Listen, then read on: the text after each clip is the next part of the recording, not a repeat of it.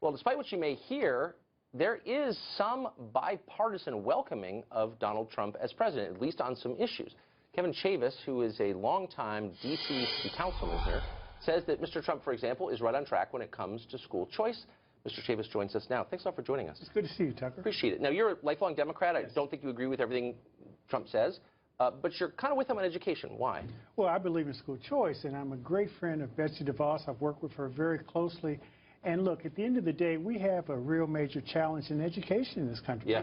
Half the kids of color are dropping out, 6,000 kids a day. Half the kids? Half the kids of color are dropping out. Whoa. And most of our schools are underperforming. In fact, according to the Department of Education, 48% of our public schools are either failing or underperforming. We need to shake things up, and there's no better way to do that than through school choice. So I have this conversation all the time with other anxious parents. You know, what about the schools? They're terrible, and people always say the same thing, which is they are starved for funding. So I looked up today. Since 1970, there's been a 200% increase to schools, primary education, secondary education, and basically no movement on test scores at all. It's not just about funding. No, it's not. You know, you mentioned I was on the city council. I was chair of the education committee. We gave D.C. public schools $300 million new dollars over a 3-year period. 10,000 fewer kids they were educating. Outputs went down. It's not about money. It's what you do with the money. And the great thing about school choice, it's a good way to help kids where there's a real need today and also incentivize the system for change. We've seen that in D.C. Yes. We've seen it in Florida. We've seen it in New Orleans. We've seen it in Milwaukee. And Betsy DeVos understands that. And look, the only people who are against school choice, Tucker, are the ones that have it. Well, that's right. They're the only ones. But that's exactly right. And if you look at the numbers, I didn't know this either. I was reading about it today. Look at the numbers among black voters.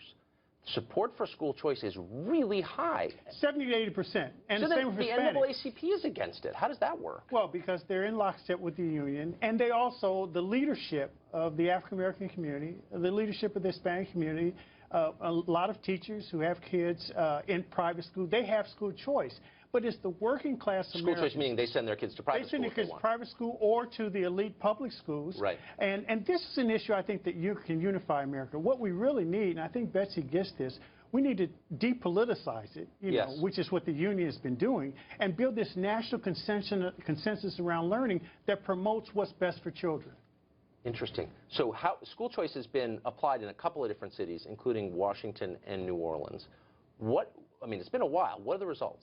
It's terrific. First of all, in our D.C. Opportunity Scholarship Program, we've had 6,000 kids go through this program. That's that federal voucher program that Betsy helped support. And 90% of those kids graduate. 90% have gone to college. They come from schools where over half the kids drop out. So, you know, that's an amazing turnaround. 6,000 lives that otherwise would have been changed if they hadn't got that opportunity. And we've seen this with our charter school movement. Over almost half the kids in D.C. public schools are in charter schools. Right. And Kai Henderson, the outgoing chancellor, she says that helped incentivize change in D.C. public schools so that they have increased enrollment for the first time in years. In Florida, the same thing. 100,000 kids in a tax scholarship program there, and studies have shown that the kids who were left behind do better. So this is a way to lift all boats. Interesting. So in Washington, a woman called Michelle Rhee was hired by the mayor to come in and implement a lot of pretty heavy-duty education reform. And a lot of the residents of Washington resented it. And my read was some of them saw the schools, in addition to places to educate their kids, as a jobs program. And she was paring back unemployment, and they resented it, and they threw the mayor out as a result. What's a better way to do that? Well, they didn't resent the idea, they resented the approach. I mean, the problem that Mayor Fenty had, and you know, we talked about this, he worked for me, and Michelle Rhee, you got to hug people while you change them. And you can't ram it down people's throat. And I think that's one really exciting thing about Betsy DeVos's leadership. I've worked with her around the country. She's a consensus builder. She's going to be a star in this cabinet because she believes in reaching across the aisle and working with Democrats and building consensus around collaborative ideas that help kids.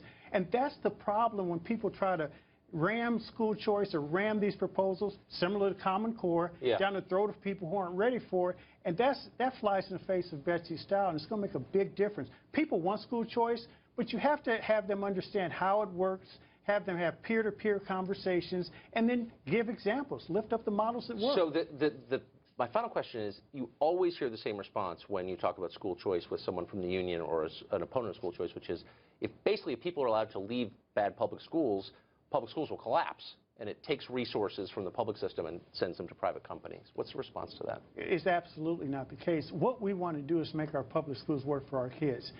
I envision an America where all kids have equal access to a quality education. And the best way to do that is the short-term remedy of getting kids in good schools today, particularly those who come from bad schools. And also it helps lift all boats because, as we've seen in D.C. and Florida and other places, when the public schools see that there's a real threat to their monopolistic existence, that's right, they respond. Boy, have they. Kevin Chavis, thanks a lot for joining us. Thanks, that was Tucker. super interesting. Appreciate it.